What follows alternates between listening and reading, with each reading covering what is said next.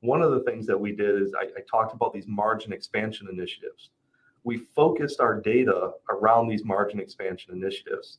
And a really good example, one of our margin expansion initiatives is to increase our own brands or private label. We call them own brands. So for example, Die Hard.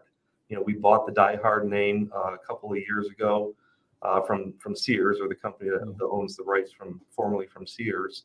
And we've got the batteries, and now we're expanding that into other categories. So we just expanded the Die Hard name into hand tools and power tools. But well before you do that, there's a lot of analysis that needs to go into that. So I'll just take hand tools as an example. We have an existing line of hand tools. So we want to understand, well, what's the lift?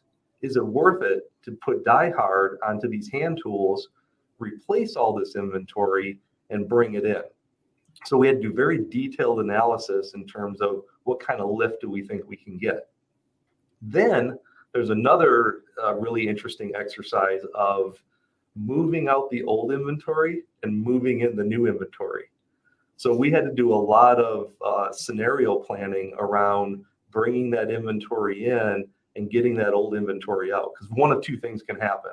You can sell down your old inventory too fast and not have your new inventory. Now you've got empty shelves. Really hard to sell when there's nothing on the shelf.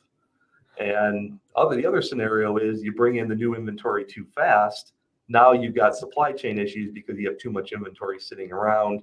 It may force you to take actions on your old inventory that you'd otherwise rather not do, significant clearance or what have you.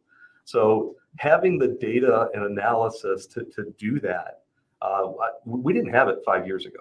We simply just didn't have it. So, we've been able to literally take that. I could go initiative by initiative, but, those are the types of capabilities that we have today that we just didn't have in the past. That's a great example for us. Thank you. You mentioned supply chain. One wonders how this business has managed with some of the supply chain snags out there, whether you're able to serve your customers with everything they desire or all the different SKUs. Don't know, but how has it impacted this business? Maybe I'm approaching it the wrong way. Maybe there's a bigger bottleneck for you. I don't know, but how has it impacted your business? It's overall, I'd say we've been pretty fortunate. The industry is about $170 billion industry in the United States, and we've got $11 billion of it. But we and our primary competitors, we have scale. So our ability to source product is certainly better than some of the more regional players. So our ability to get parts, quite frankly, we get prioritized. So we were able to do that in many cases, especially kind of last year is when we really saw it with the challenges at the ports and the lack of drivers.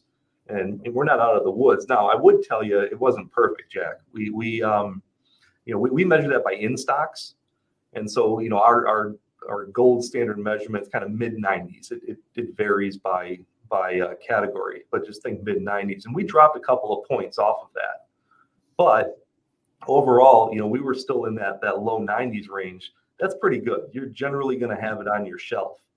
And we got out in front of the challenge this year. I was really proud of the team. We were able to get out in front of a lot of the challenges of getting product out of China. As China shut down with their latest strain of COVID, there were a lot of challenges. We didn't see that.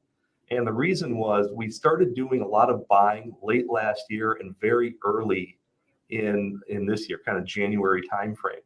And we did that for a reason. And it wasn't COVID. The reason we did it is because we knew there was the Chinese New Year and we knew China was hosting the Olympics. And what we learned from the last time China hosted the Olympics is they shut the power down, and that shuts the factories down. So you can't get the products, it's not being manufactured.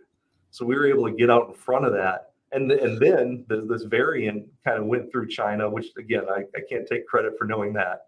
Yeah. But we were able to get out in front of that, and our in-stocks are nearly back to where they were pre-pandemic levels. Wow, great understanding there for us. Thank you for that.